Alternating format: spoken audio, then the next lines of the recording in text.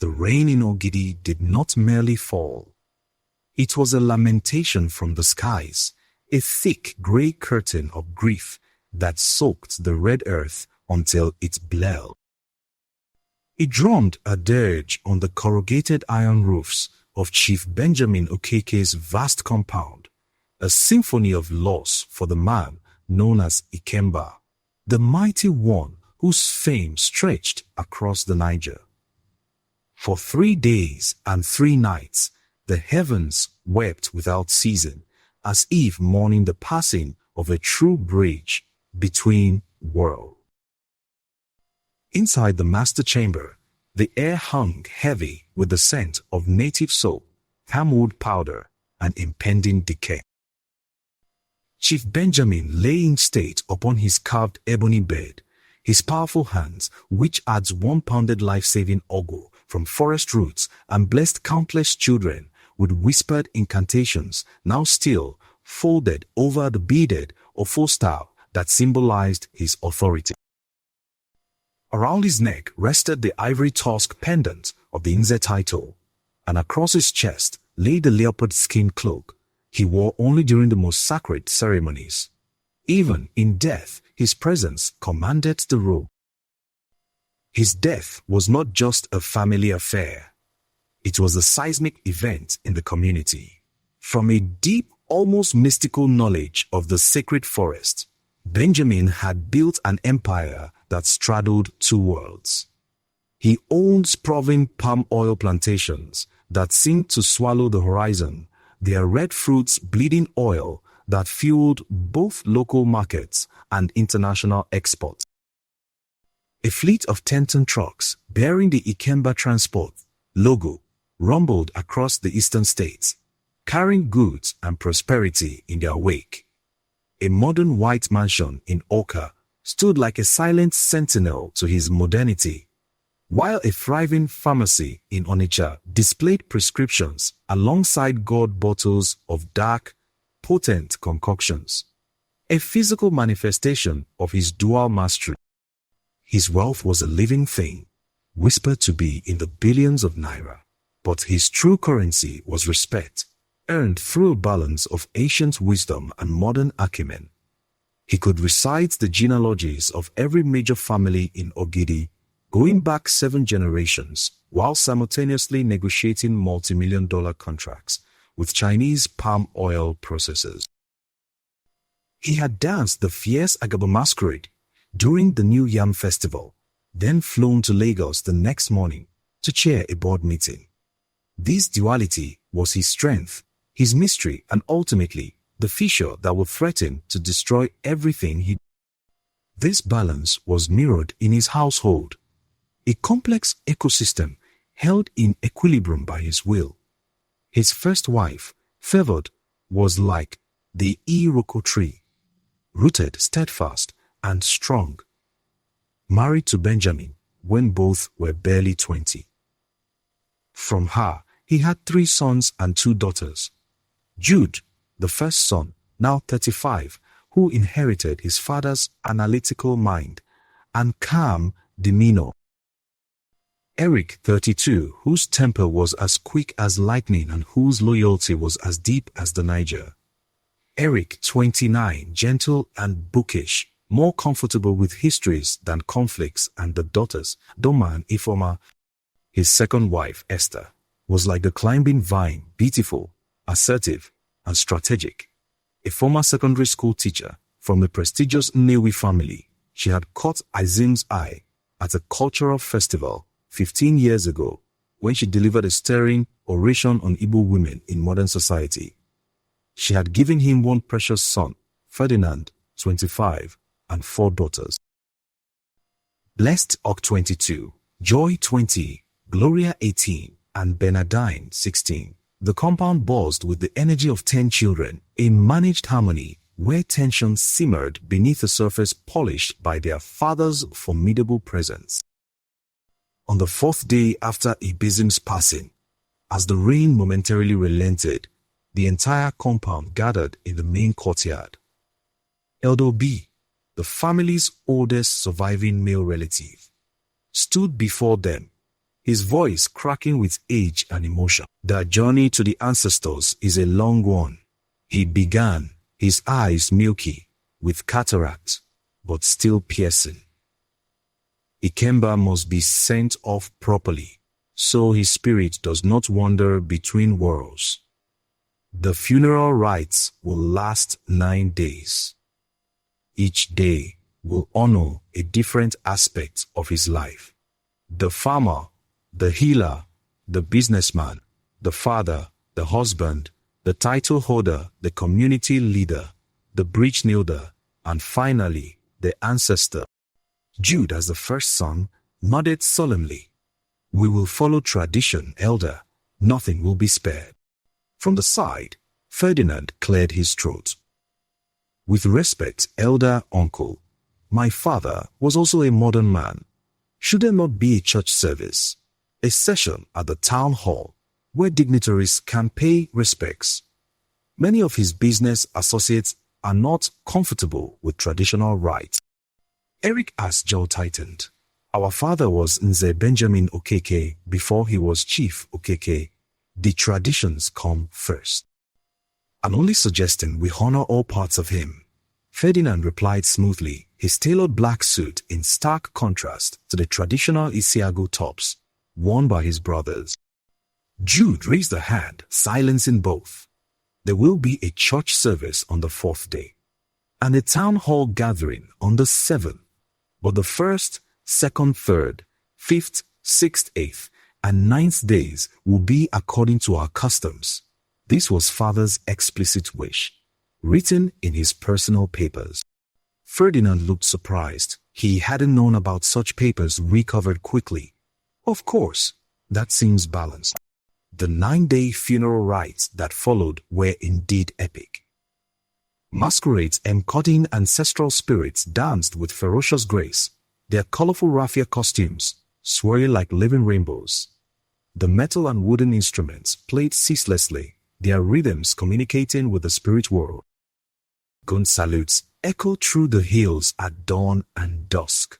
The entire town came to eat, drink, and pay homage, thousands of mourners flowing through the compound like a human river. On the 3rd day, dedicated to Benjamin the Healer, something remarkable happened. An old woman named Neka, bent double with age and arthritis, was helped into the compound by her grandchildren. She had traveled from a distant village. "While my son was dying from the coughing sickness 30 years ago," she announced in a voice surprisingly strong. It was Ikemba who went into the forbidden part of Umeridiche forest and returned with the Ogilishi root. He prepared the medicine himself, sang the incantations, and saved my son. That son is now a professor in America. I have come to thank the spirit that saved him. She placed a live white chicken and a basket of eggs before Benjamin's portrait, an offering of gratitude that moved even the most stoic observers. Dozens of similar testimonies followed throughout the day, creating a tapestry of a life. Yet beneath the surface unity, fault lines were already appearing. During the feast following the 6th day's rites, Esther approached Favord in the kitchen area where both women were supervising the cooking. "Sister," Esther began, using the traditional term, though her tone held no sisterly warmth. "I have been thinking about the distribution of father's property. With all due respect, the modern thing would be to consider each wife's family separately." Favor didn't look up from the pot of soup she was seasoning. "The custom of our people is clear, Esther. The male children inherit. They will care for all of us according to their wisdom." "Bottle times have changed," Esther pressed. "Even the law has changed. Women have rights now." "Your son is my son," Favor interrupted but firmly. "Just as my sons are yours. That is how our husband built this house, as one family." Esther's eyes flashed, but she forced a smile. "Of course, sister. I only want what's fair." The exchange was noted by Adama, Favor's eldest daughter, who was stirring a neighboring pot. She would later recount it to Jude, adding, She's planting seeds, brother. Careful. When the final dust settled on the 9th day, and Benjamin's body had been laid to rest in the mausoleum he had built years earlier, another fusion of tradition and modernity, a concrete structure adorned with traditional motifs, the real ceremony concerning legacy. The Obi, the men's meeting hut, was a place of solemn power. Mud walls hung with the smoked skulls of rams offered in past rituals absorbed the tension in the room. Elder Obi presided, flanked by 6 other senior kinsmen representing the Umunna, the kindred. The air smelled of ancient wood smoke, kola nut, and anxiety. Elder Obi broke the kola nut, his gnarled fingers performing the ritual with practiced precision. He offered prayers to the ancestors, calling specifically upon Benjamin's recently departed spirit to guide the proceedings. Then he spoke, his words traditional and measured. Ikemba has answered the call of the ancestors. Now we must ensure his shadow does not grow thin. The custom of our land, Ogidi, is clear and unambiguous. The property of a man flows to his male children. They shall share it according to their wisdom, guided by the Umunna. The wives remain in their husband's compound, cared for by these sons. The daughters shall receive a worthy sent-forth gift from their brothers' shares when they marry. Jude, speaking with his father's quiet authority, nodded. We thank you, sir. My brothers and I have consulted. We will hold our father's estate together as a united front. The plantations, the trucks, the houses, the businesses, all will remain under family management. Our mothers will want for nothing within these walls. Our sisters will receive portions that will make their husbands' families respect them.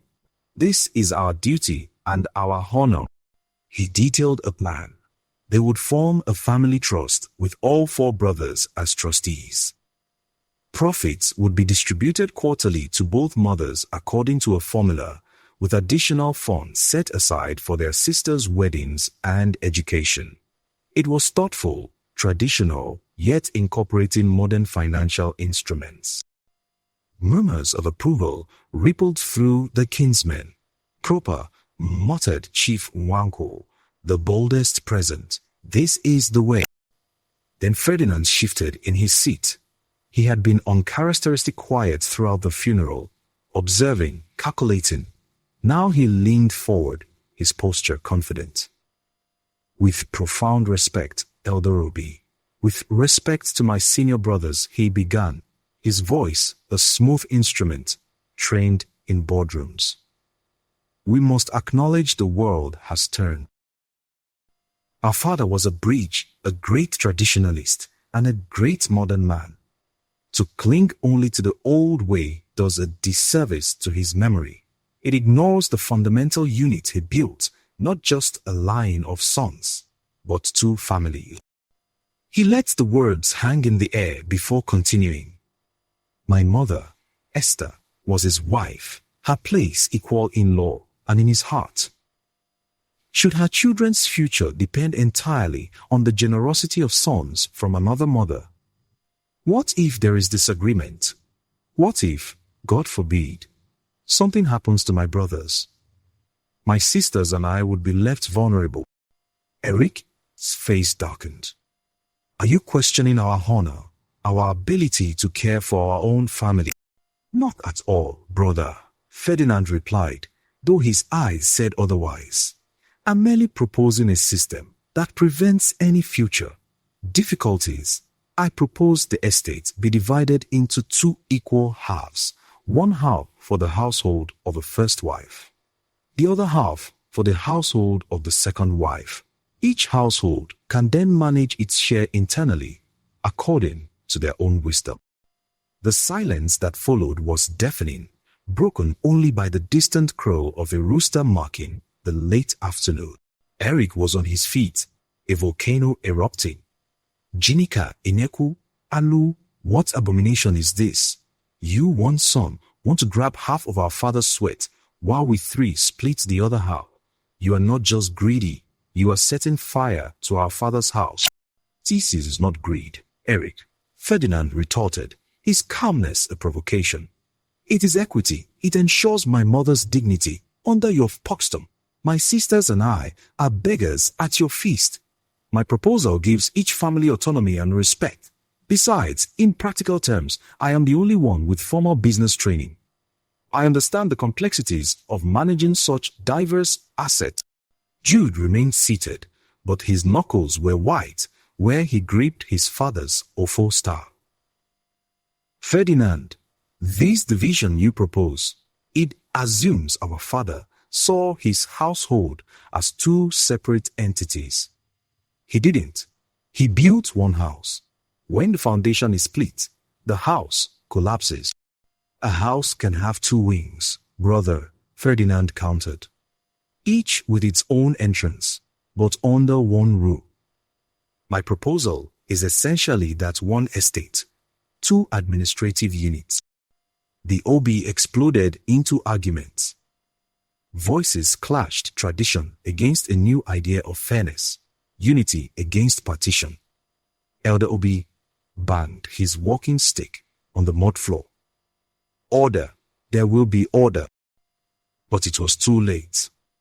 Outside, Esther, who had been listening intently from the women's section with only a thin wooden partition separating them, unleashed a piercing lament. Hey, woo! They want to bury me with my husband. They want to make my son a slave in his father's house. Ikemba, open your eyes and see this injustice. Her daughters, well rehearsed, joined the chorus of wails, turning the compound into a theater of grievance. Favored and her daughters remained silent, but their stoic faces spoke volumes. The family meeting collapsed in acrimony, as tradition demanded when a family could not reach consensus. The matter was formally referred to the Ogidi village council, the highest traditional authority. In the days that followed, while Jude and his brothers prepared their case based on precedent and custom, Ferdinand executed a modern strategy.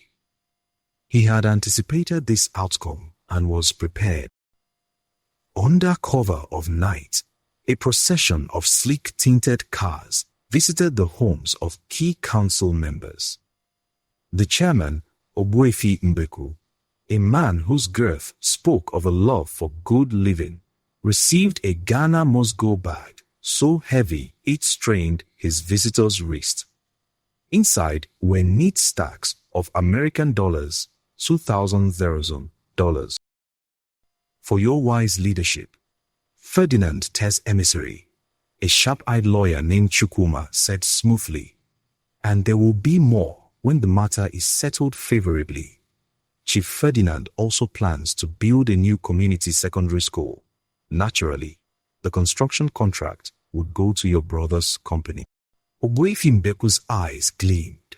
The boy understands progress.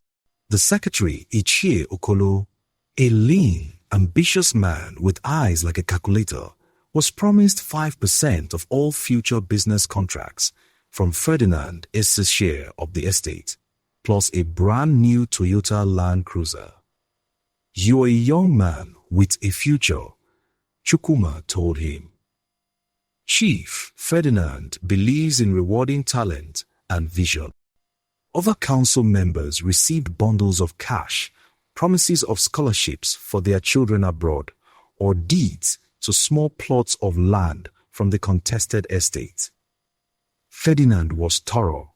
He even compensated the council's clerk and the caretaker of the council hall, ensuring no detail was overlooked.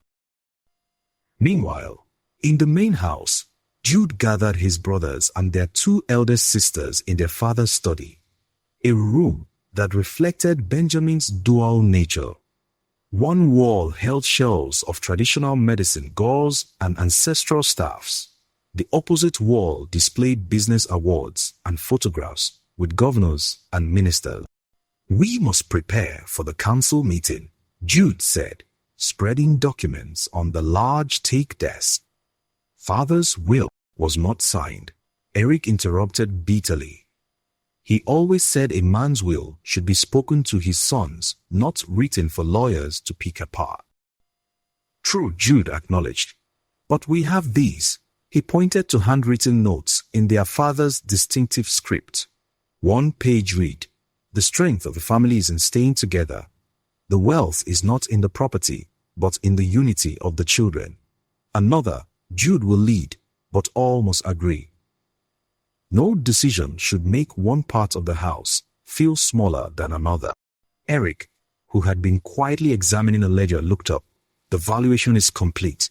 The total net worth is approximately 4.7 billion naira. That includes the Oka mansion valued at 450 million, Warnicha Pharmacy at 120 million, the transport fleet at 300 million, the palm oil plantations at 2.8 billion, the 0.8 billion various bank accounts and investments at 900 million. Adama whistled softly.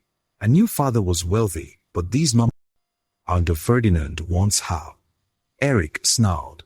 2.35 billion for himself and his sisters, while we three share the other half. It's obscene. Jude's daughter, Chinwe, a bright 15-year-old who had been quietly doing homework in the corner, looked up. Uncle Ferdinand came to see me yesterday at school. He brought me a new tablet. The room went still. What did he say? Jude asked, his voice dangerously calm. Hanos asked how I was coping with Grandpa's death.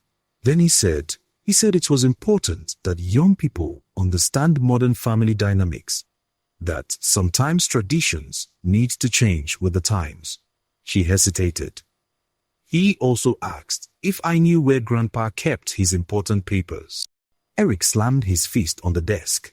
He's scouting for information, using children. Normal, Jude said quietly. He's building his case, creating narratives. We need to be smarter. The council sat in full regalia under the ancient Iku Oha tree, its branches a canopy of living history.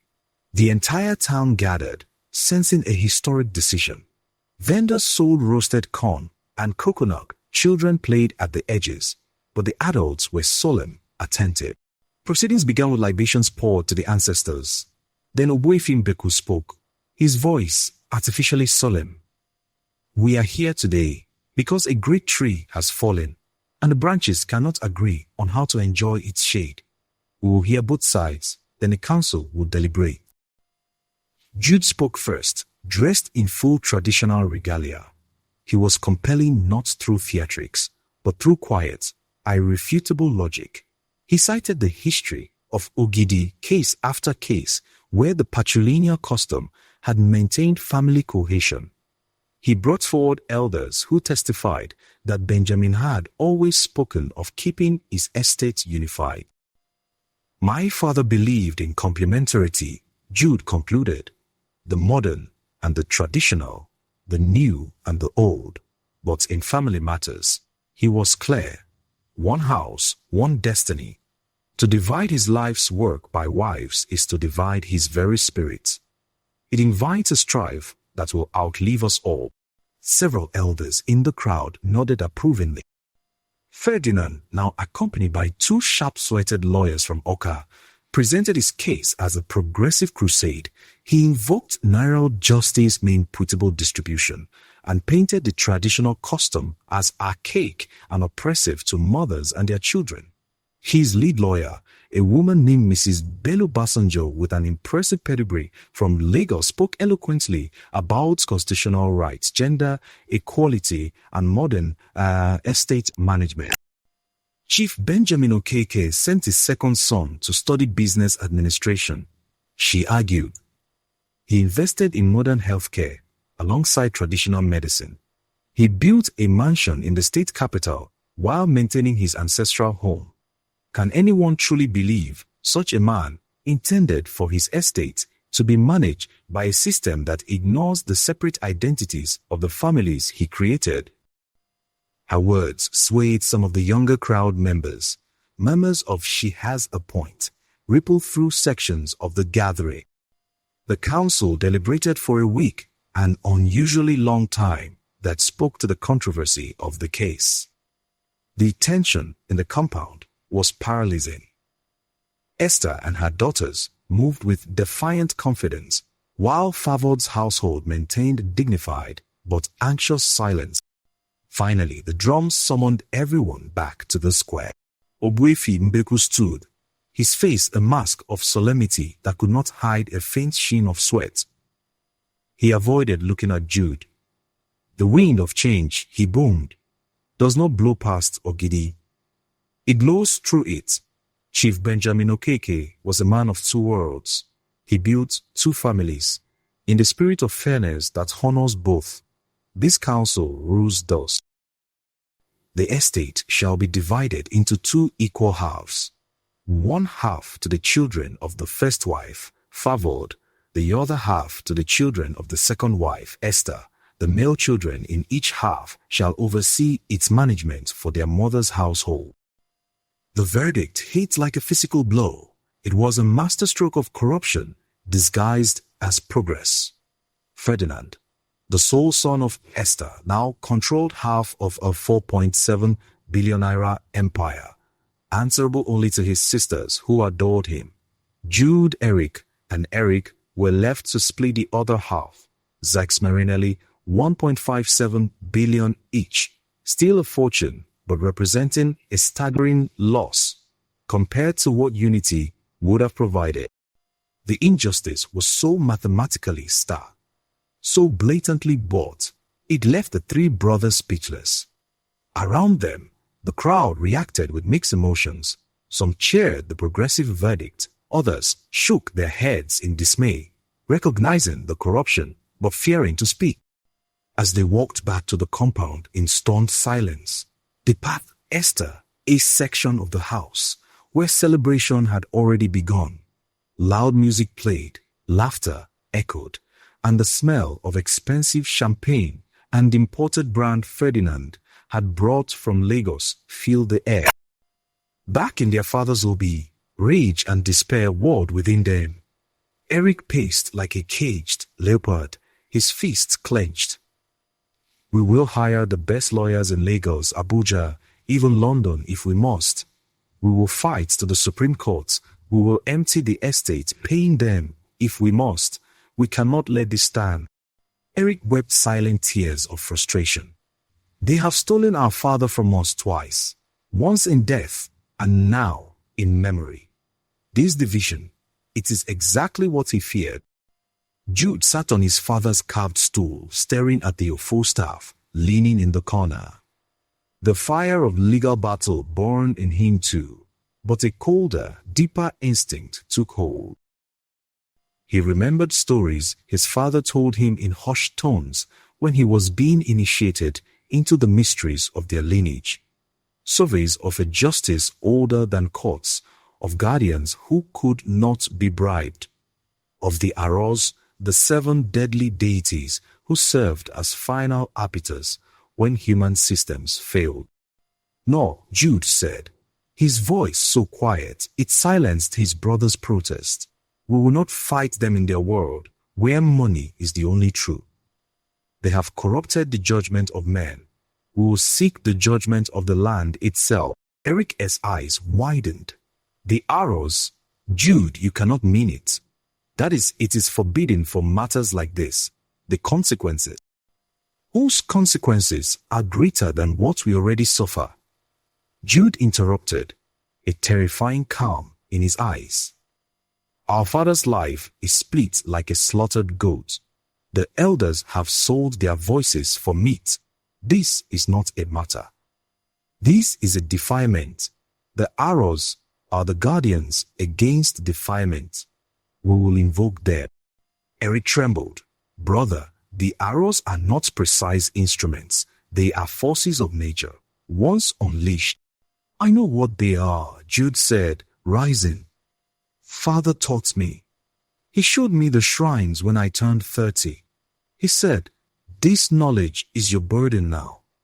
Use it only when every other path is closed. For the Arọs do not distinguish between guilty and innocent. They punish defilement, and all near it may suffer. Eric stopped pacing. His anger had found a new dark channel. Which ones? Jude closed his eyes, recalling his father's teachings. We will invoke 7, Ogugu Akbu, for those who pervert truth with lies. Kisa for those whose greed consumes them. Iyoji for those who break natural bonds. Udo for those who bring discord to peaceful places. Aligom for those who defile sacred traditions. Opimodu for those who mock the ancestors. Mpupa for those whose injustice poisons the community. The combined wrath of these 7 will cleanse this defilement. Eric whispered, a strange light in his eyes. Jude looked at both brothers. This is not a decision we make tonight. Each of you must go to your chambers. Think for 3 days. If either of you says no, we'll pursue legal channels. But if we all agree, we'll walk the old path. For 3 days, the compound existed in eerie silence. The celebration from Esther its wing continued. Ferdinand hosted a lavish with friends from Port Harcourt and Lagos, complete with a popular Fuji musician. Meanwhile, Favored's household moved like ghosts, speaking in hushed tones. On the morning of the 4th day, the 3 brothers met again in the Obi. No words were needed. Eric nodded once, his jaw set. Eric, pale but resolved, gave a slight incline of his. As albeit, Jude said, we begin preparations tonight. Part 3. The invocations. The rituals took 7 days, 1 day for each deity. They had to be performed in secret at the correct shrine scattered throughout the forested hills surrounding Ogidi. Each shrine had specific requirements, and gathering the materials without arousing suspicion was itself a challenge. Day 1. Ogugu Akbu, deity of truth and its perversion. The shrine was a cave behind a waterfall in the Miri-Che forest. To reach it, they had to wade through chest-deep water in the pre-dawn darkness, carrying their offerings in waterproof bags. Jude led the way, a kerosene lantern casting eerie shadows on the wet rock walls. Deep in the cave, a natural stone formation resembled a giant ear, Ogugwa, who hears all falsehood. They placed their offerings, a black cock that had never crowed, 7 alligator peppers, and a mirror. Jude, as the first son, spoke the invocation while his brothers knelt behind him. Hear us, Ogugwaku, chief among the arbiters.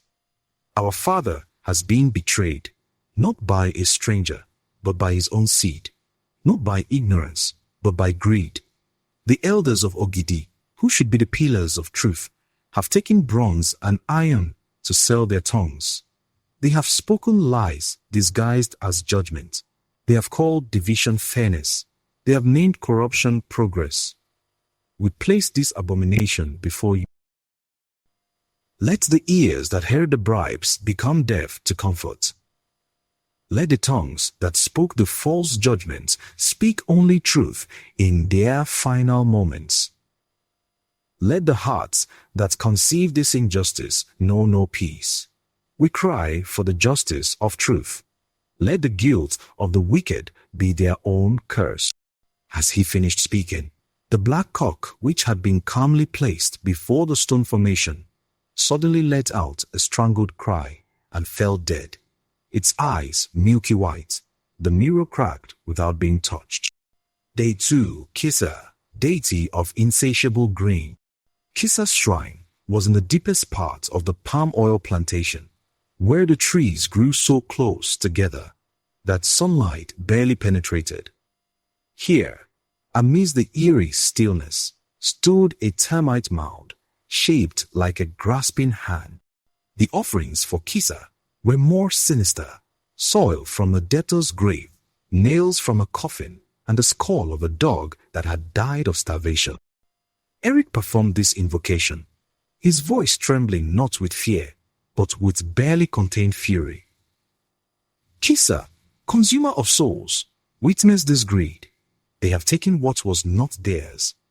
They have hungered for what they did not sow. They have filled their bellies with stolen wealth, while claiming it as right. Let their hunger become their punishment. Let what they have consumed consume them. Let their wealth turn to ash in their mouths, their gold to dust in their hands. As he spoke, the termite mound seemed to pulse with dark energy. The dog's skull rolled toward the mound and disintegrated into powder. Day 3. Eogi, deity of broken bombs. Eogi's shrine was the most sorrowful, a grove of silk cotton trees, where suicide victims were traditionally buried. The air here was perpetually cold, and whispers seemed to echo between the massive trunks. The deity required offerings that symbolized broken connections. A chain with every other link removed, a calabash cracked but not fully split, and water from a source that had run dry. Eric, the gentle brother, wept openly as he performed this ritual. Eogi, keeper of bonds, witnessed this fracture. They have broken the family our father built. They have severed what should have been united. They have made brothers into strangers, mothers into rivals. Let the break they created break them. Let the separation they engineered isolate them. Let the loneliness they have sown be their harvest. A wind rose in the still grove, circling them, carrying the sound of weeping. The cracked calabash filled with brackish water that smelled of decay. Day 4. Udo, deity of discord. Udo resided in a rocky outcrop where two streams converged in constant conflict, their waters never fully mixing despite their joining. The sound was a perpetual argument of rushing water. Offerings here included 2 fighting cocks tied together, a knife that had been used in a family dispute, and palm wine that had turned sour. Jude returned to lead this invocation. Udo, who resides where waters quarrel, witnessed this discord. They have brought strife to a peaceful house. They have turned unity to conflict, harmony to cacophony. They have planted thorns where flowers grew. Let the strife they sowed grow around them. Let their peace be shattered as they shattered ours. Let every alliance they have be broken, every friendship turn to enmity. The 2 streams, which normally converged at a steady pace, suddenly surged, their waters clashing violently, sending spray high into the air. The fighting cocks, though bound, managed to peck each other to death. Day 5. Aligom, deity of defiled traditions. Aligom's shrine was the most sacred, the original village meeting ground from centuries past, now overgrown but still holding power. A massive stone altar, stained dark from countless sacrifices, dominated the clearing. The offerings were pure and traditional, emphasizing what had been defiled. White cloth that had never been worn, a collar knot that had not been split, and pure white chalk from the Nkwo quarry. Eric performed this ritual, his voice stronger now. Aligom, guardian of our ways, witness this defilement. They have taken our sacred traditions and twisted them for gain. They have used the forms of our ancestors to serve their greed. They have made a mockery of the council, of the elders, of the very customs that hold us together. Let their defilements return to them. Let what they have corrupted corrupt them. Let their manipulations become their prison. The white cloth laid upon the altar suddenly developed dark stains in the shape of grasping hands. The collar knot split itself, revealing worm-eaten insides. Day 6. Okumodu, deity who mocks ancestral wishes. Okimodu was honored at the foot of the oldest Iroko tree in the forest, a tree said to have witnessed the founding of Ogidi. Its roots formed natural chairs where the first elders had sat. Offerings included items the deceased had cherished, a photograph of Benjamin, his favorite pipe, and pages from his journal containing his thoughts on family unity. Eric, holding his father's journal, spoke through tears. Okimodo, voice of the ancestors, witness this mockery. They have laughed at our father's wishes. They have treated his life's work as loot to be divided. They have ignored his teachings, his wisdom, his explicit desires. Let the ancestors they have mocked mock them. Let the father they have dishonored become their judge. Let every benefit they gain from their thefts turn to bitter remembrance of what they have destroyed. The photograph of Benjamin, placed against the tree, seemed to change expression. The normally gentle eyes now looked stern, disapproving. The pipe filled with fire. Day 7, Menbupa, deity of communal poison.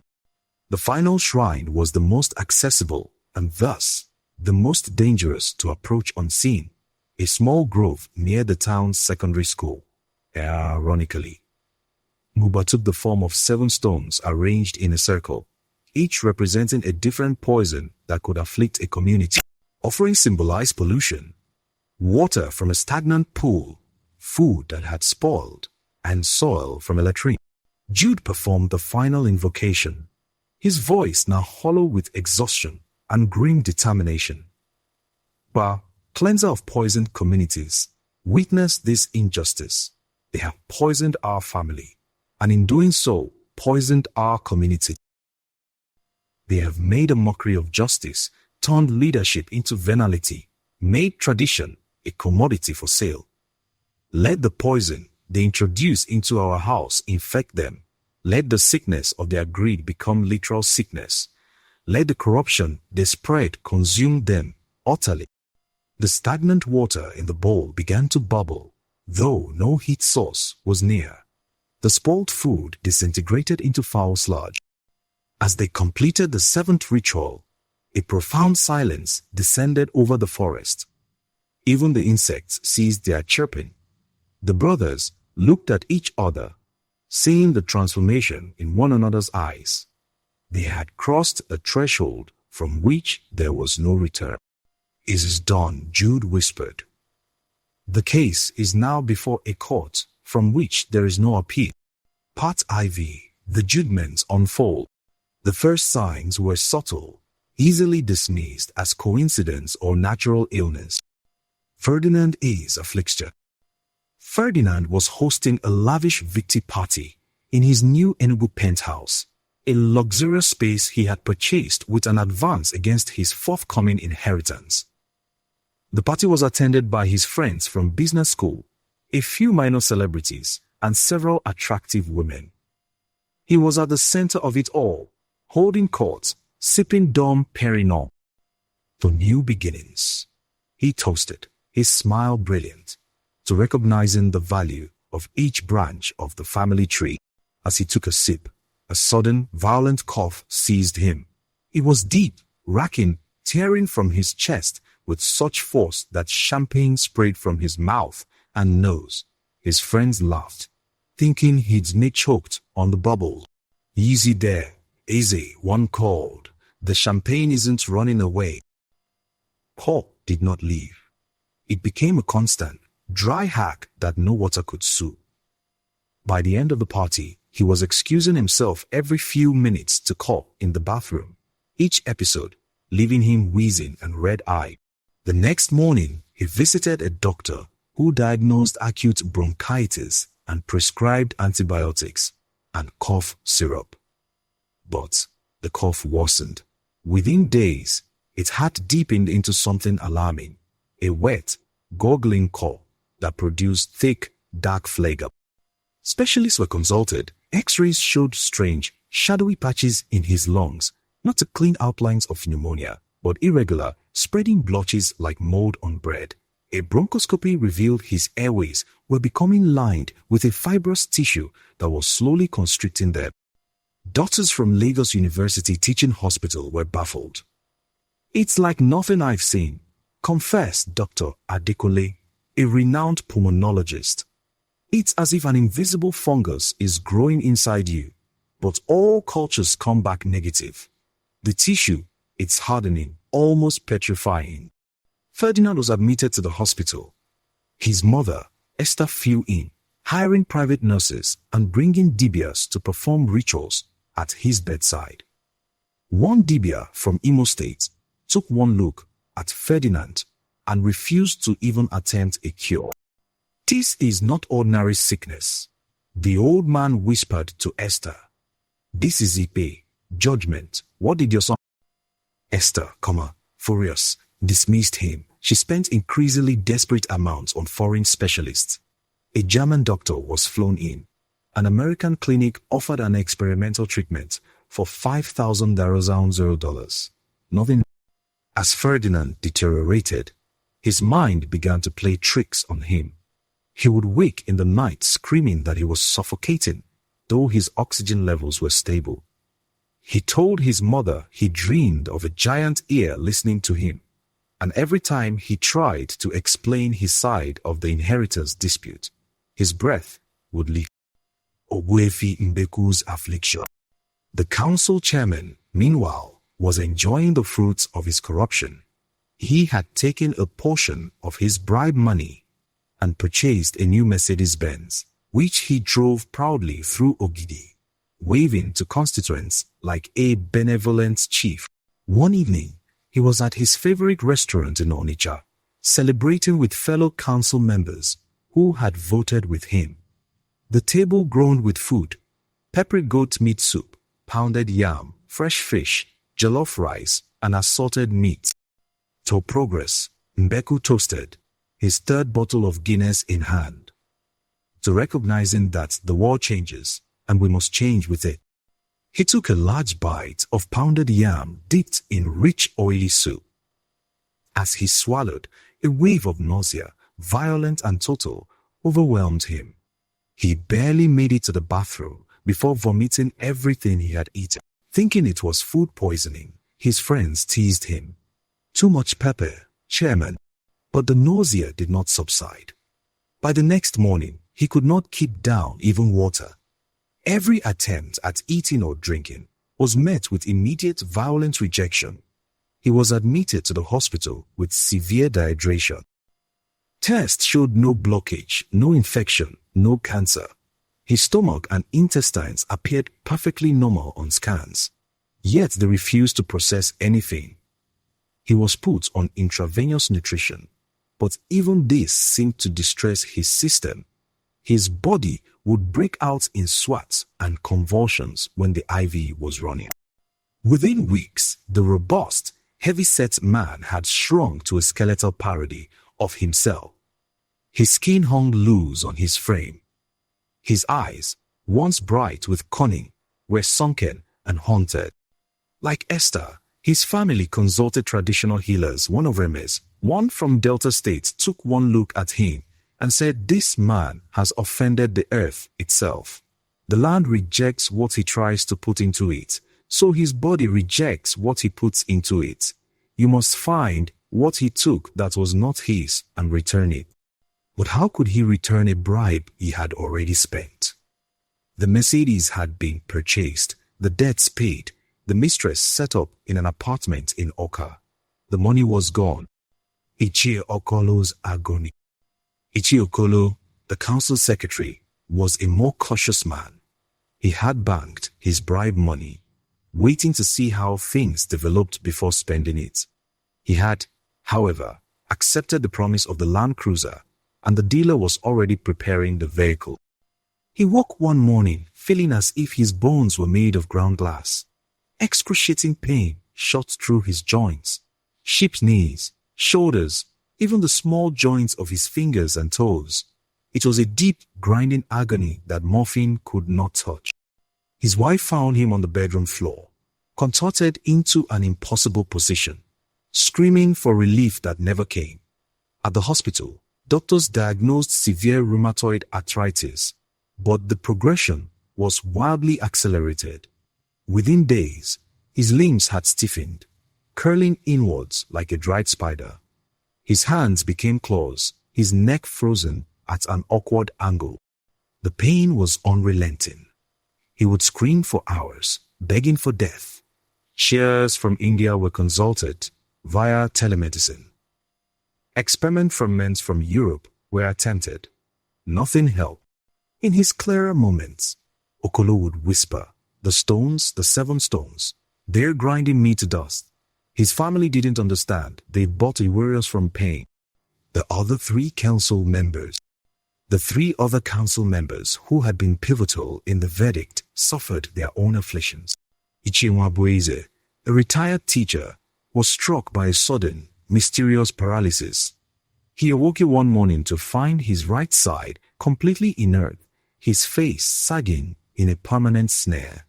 A brain scan showed no stroke, no bleed, no tumor.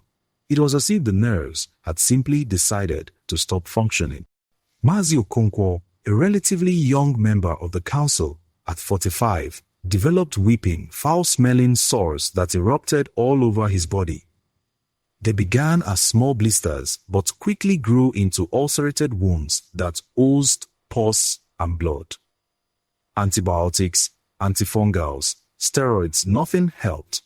The smell became so offensive that even nurses struggled to approach him. Elderugu, the boldest member of the council at 78, descended into a hell of hallucinations. He would scream that he was being pursued through a burning forest by figures with the faces of animals, a lower giant's ear, a grasping hand, a cracked calabash. He would beg for forgiveness from the stone judges, babbling about returning the land documents he had accepted. Part V. The community awakens. Panic, silent and superstitious, began to creep through Ogidi. The pattern was too specific to ignore. 6 men, the 5 council members who had voted for the division, and Ferdinand, all struck by bizarre, treatment-resistant afflictions shortly after the controversial judgment. Whispers of Arọs, judgment of the 7 deities, spread like wildfire. The older villagers remembered stories from their grandparents about entire families being wiped out after defiling sacred traditions. They looked at the proud, now silent compound of Benjamin with new fear. They remembered the brothers' quiet acceptance of the verdict, their absence from the usual channels of appeal. Understanding dawned, cold and terrible. At the local market, conversations were hushed. Doti say Obuefi Mbeku hasn't kept food down for 3 weeks. He looks like a walking skeleton.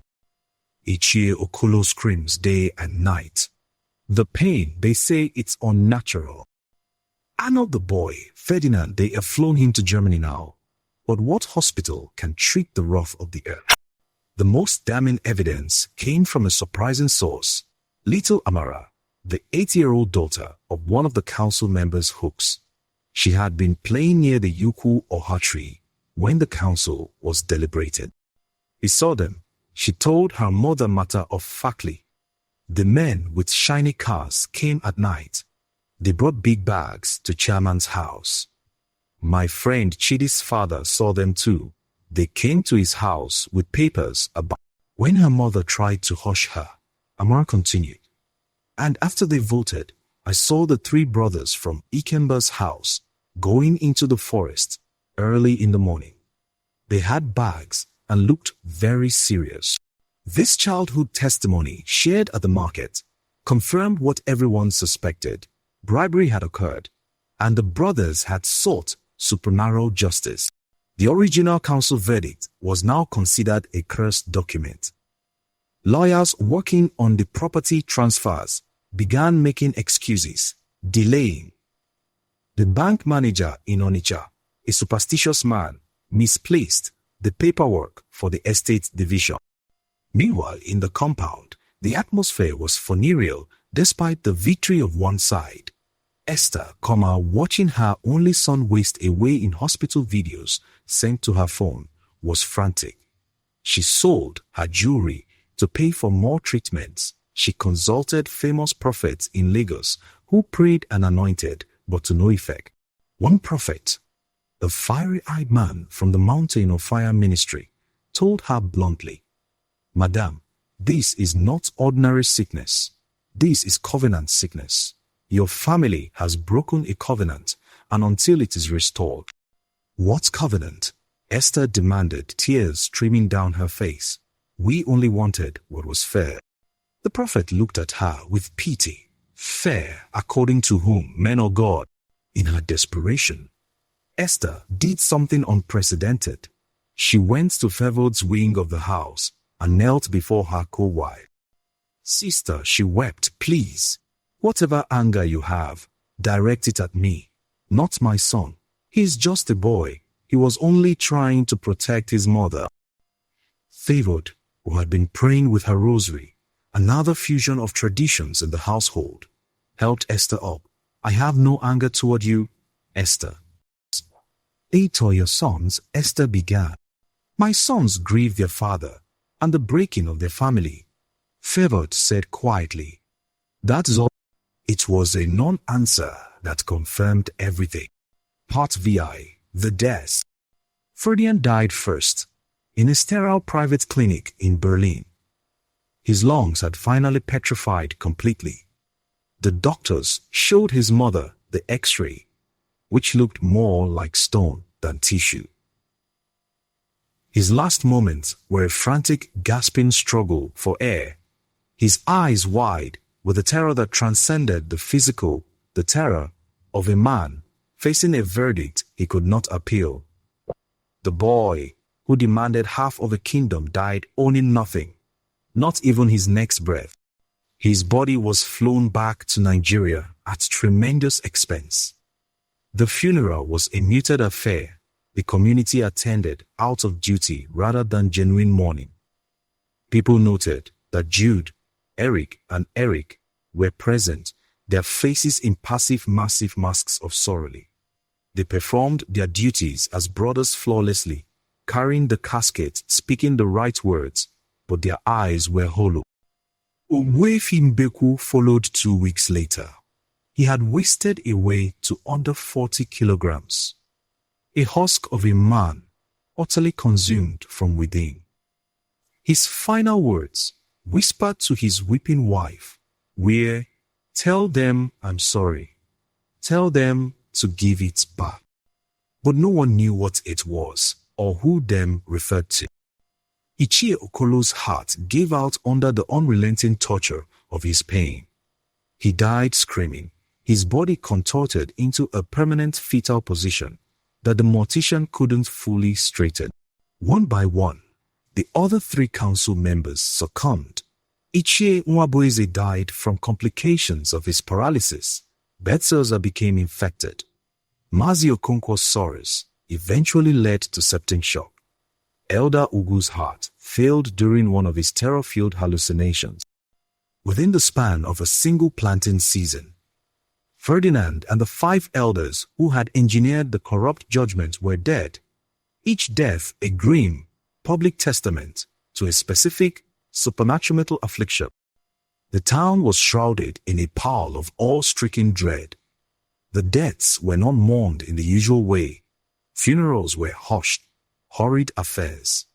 Families of the deceased council members quietly returned gifts they had received. We returned a scholarship fund. A wife returned jewelry. The Land Cruiser meant for Ichie Okolo was donated to the church, but even the pastor was hesitant to accept it. The power of the Arọs, often spoken of in myth, had been demonstrated in brutal, unequivocal reality. Parents use it as a cautionary tale. See what happens when you forget tradition.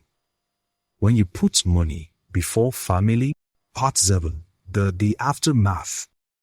With the opponents gone, the path was now clear for the proper, customary distribution.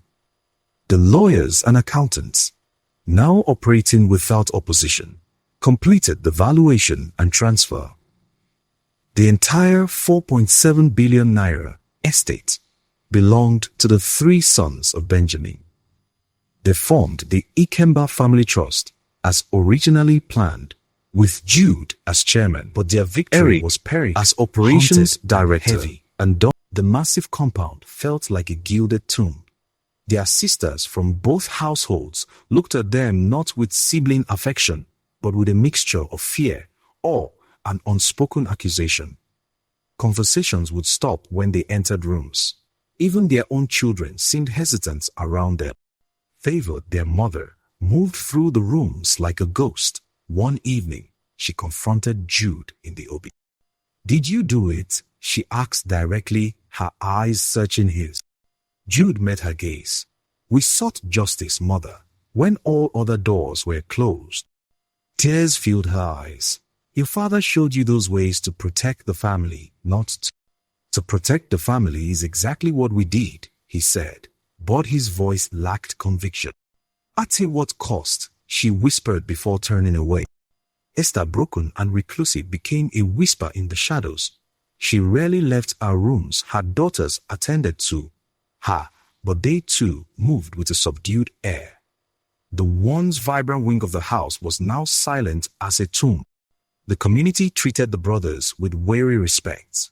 They were invited to ceremonies, consulted on matters, but there was a distance. People remembered the 7 deaths that followed their loss in council. They wondered what other powers the brothers might wield. One evening, months after the last funeral, Jude stood alone in the obi. He held his father's awful staff. It felt heavier now, imbued with a history he never wanted. Eric entered, the fire in him banked to cold ash. "The audit is final," Eric reported. "The assets are in our names. We can begin the proper management of the plantations. The Oka mansion needs repairs. The roof leaks." "Yes," Jude replied, his gaze fixed on the ancestral symbols on the wall. "But first, we will set aside a portion from the whole, not from our shares, but from the estate itself. For his daughters, it will be larger than any Idu Uno. We will build them houses, fund their businesses, pay for their education abroad if they wish." "Why?" Eric asked, though he knew the answer. "Not as restitution, not out of guilt," Jude said slowly, turning the offal in his hands. "For balance. We used the ultimate sanction to restore material balance. We must now attempt to restore a spiritual one, though it may never be truly achieved." Eric entered carrying accounts books. "The numbers are staggering. We're wealthy beyond anything I imagined. But I can't sleep, brothers. I dream of the shrines, of the offerings, of Ferdinand Coffee." Jude placed a hand on his shoulder.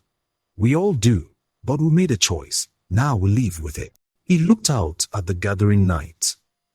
"And we will go to the grove, not to the 7 shrines, but to the clearing before them. We will make an annual offering of a white ram, eggs, and the purest chalk, not in thanks for their vengeance, but in acknowledgement of their power, and in prayer that their gaze now turns away from this house towards protecting the land, not judging its children." Eric nodded silently. They were now the heads of the family, richer than they had ever dreamed. But they were also custodians of a dreadful secret and bearers of a chilling truth. They had learned that the deepest traditions held not just comfort, but a terrible, immutable justice. Their father's wealth was theirs, but his peace was not. Part 8a, the new thread. Just when they thought the saga was over, a new complication arose. Ferdinand, in his final days in Germany, had written a letter to be opened upon his death. It was delivered by courier to his lawyer, Mrs. Bello Obasanjo, who brought it to the compound. The letter read, "As you are reading this, I am dead. My brothers, I know what you did. I felt it in my lungs, the petrification of truth. But understand this, I anticipated such traditional responses.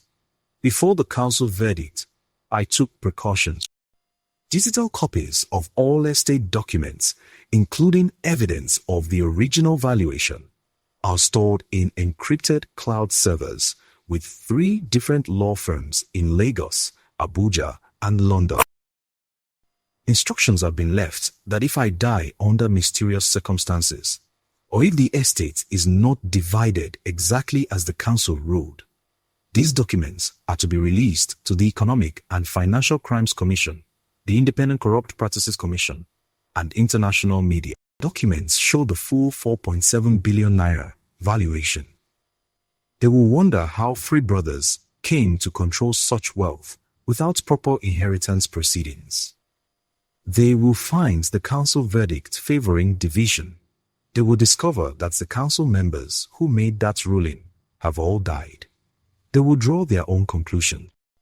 Here is my final proposal. From beyond the grave, honor the council's ruling. Divide the estate exactly as decided. My mother and sisters get half. You keep half. Or face not just spiritual consequences, but legal ones. The modern world has its own judgments. Your brother, Ferdinand. The brothers read the letter in stunned silence. The clever modern boy had outmaneuvered them from beyond the grave. He was bluffing, Eric said, but uncertainty tamed his voice. Mrs. Bello Basanjo adjusted her glasses. He's not. I helped him set up the redundancies. There are 3 separate triggers. If I don't send a coded message to each firm by the 15th of next month, confirming the division is proceeding, the documents auto-release. If I die or disappear, they auto-release. If any of you attempt to pressure me, you understand. Jude felt a strange mix of anger and admiration. Ferdinand had been worthy opponent indeed. So we're trapped. If we keep the estate unified, we face EFCC investigations, potentially criminal charges for what? For inheriting our father's property. For possible involvement in the deaths of 6 men to secure that inheritance. The lawyer said bluntly. The optics would be terrible. And with Nigeria's legal system, well, even if you're innocent, the process is the punishment. Your assets could be frozen for years. Eric put his head in his hands. We're cursed. Whether we follow tradition or modernity, we're cursed. Jude paced, thinking. Then he stopped. There's a third way. Both brothers looked at him.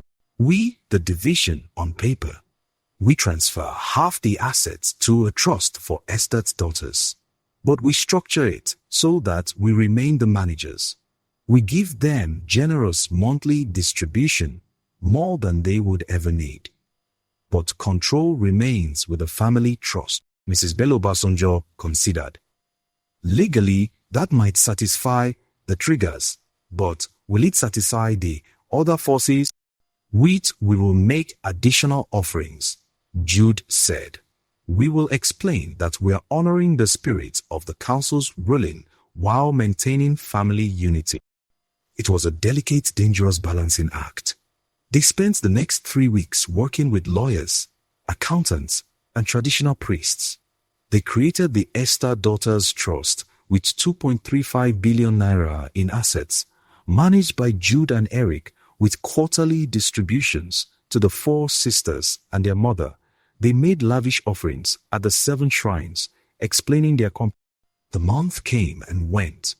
No EFCC raids occurred. No documents were leaked. The triggers had been satisfied. But something unexpected happened. Esther's daughters, rather than being grateful, became increasingly independent. The boldest, Blessed, who had just graduated from university, demanded a seat on the trustees' board. It's our money, she argued, should have a say in how it's managed. Joy II wanted to use her share to start a fashion line in Lagos. Mary wanted to study in America. Bernardine, the youngest, was content but influenced by her sisters. The family was still divided, just along different lines. Partnerikes, their revelation. A year after Benjamin's death, a final twist emerged. While cleaning out a locked drawer in his father's study, Eric found a sealed envelope with his name on it. Inside was a letter from his father, written 6 months before his death. My son Eric, as you are reading this, I am gone, and the family has likely faced the test I feared. I have watched the growing tension between the households. I see Ferdinand Tier's ambition, Esther's, Hunger for status, your brother's protective instincts. The gentle one, the historian, the keeper of stories. So I tell you the story now. 80 years ago, when I was building the plantation, I faced a similar crisis. My own brothers wanted to divide our father's small plot. I resisted. I invoked the Arọs. The result was devastating. My two brothers died within months. One drowned in the river, though he was a strong swimmer. The other fell from a palm tree he had climbed since boyhood. The community knew. They never spoke of it, but they knew.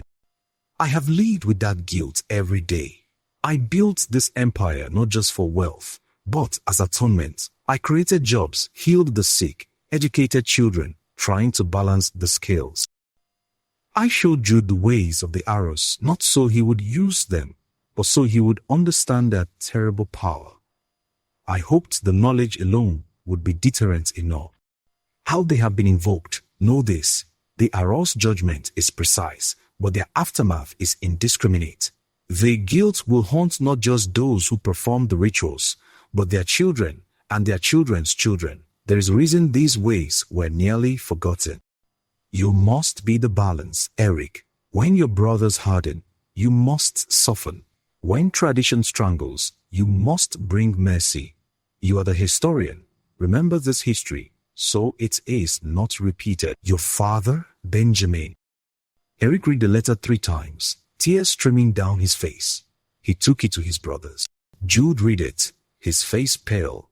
He knew this would happen. How caused it to happen? Eric said bitterly. By creating 2 households, by favoring Esther, by... Now Jude said, though his voice lacked conviction. He was warning us, and we didn't listen.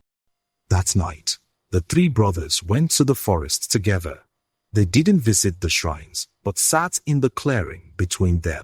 We've become what we fought against, Eric said softly. We used ultimate power to get our way, just like Ferdinand used money, just like the council used their authority. We restored tradition, Eric insisted, but the words sounded hollow in the moonlit clearing. Abyss what cost? Jude asked, echoing their mother. 6 men are dead. Our family is fractured in spirit even if it's whole on paper. Our children look at us with fear. The community respects us, but doesn't love us. They sat in silence for a long time, listening to the night sounds of the... What do we do now? Eric finally asked. Jude took a deep breath. We live with our choice. We manage the wealth responsibly. We care for our mothers and sisters. We try to be better men than we were in that moment of desperation.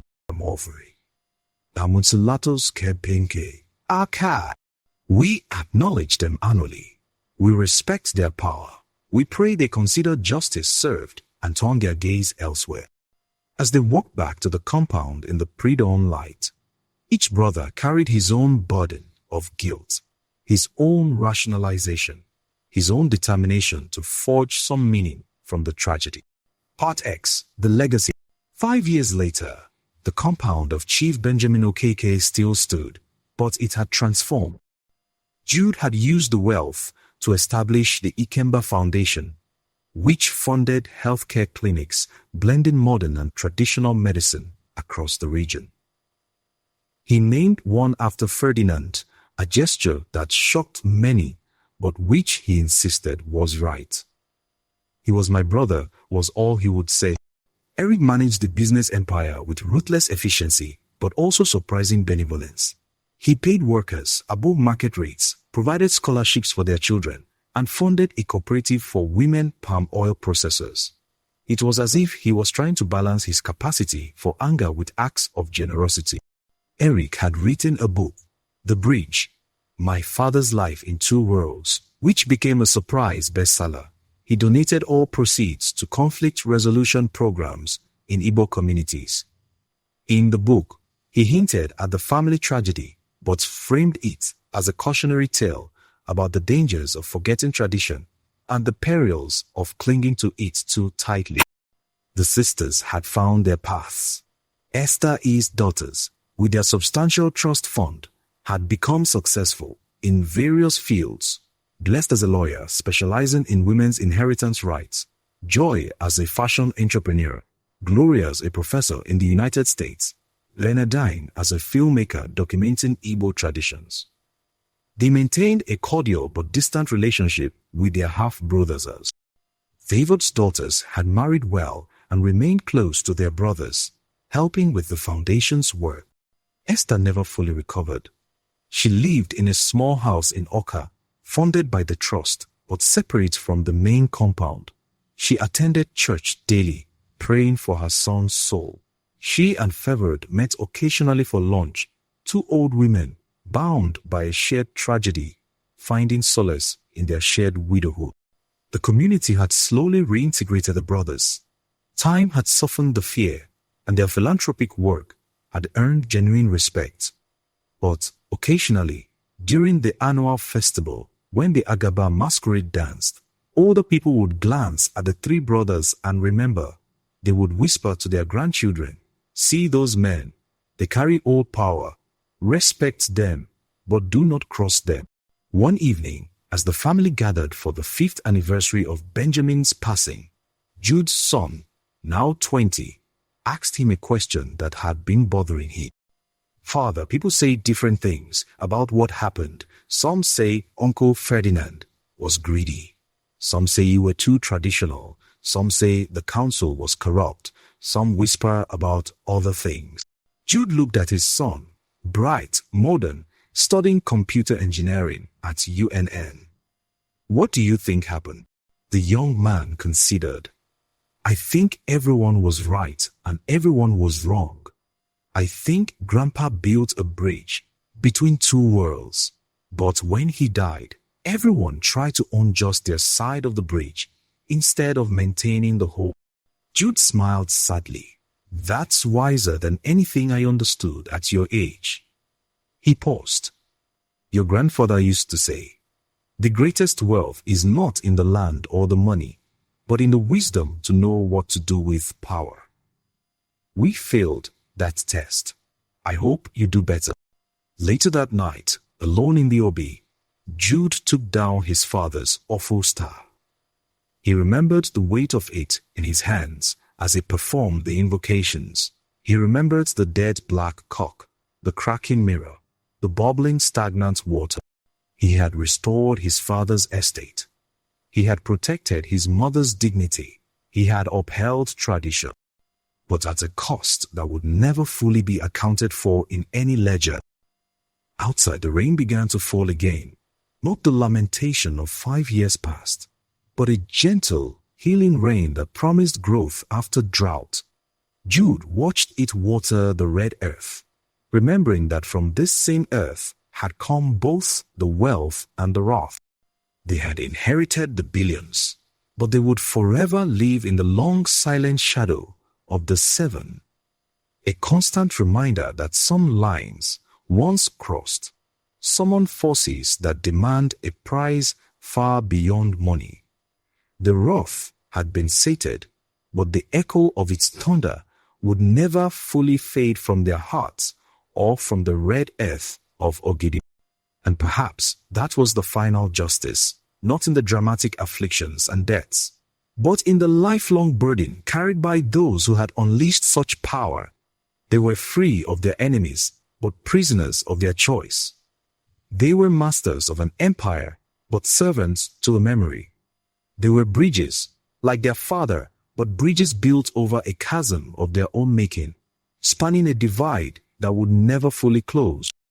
The rain continued to fall, washing the red earth, promising neither redemption nor condemnation. Merely continuation, the endless cycle of life, death, and consequences in the eternal story of family, tradition, and the terrible, clarifying light of justice from beyond.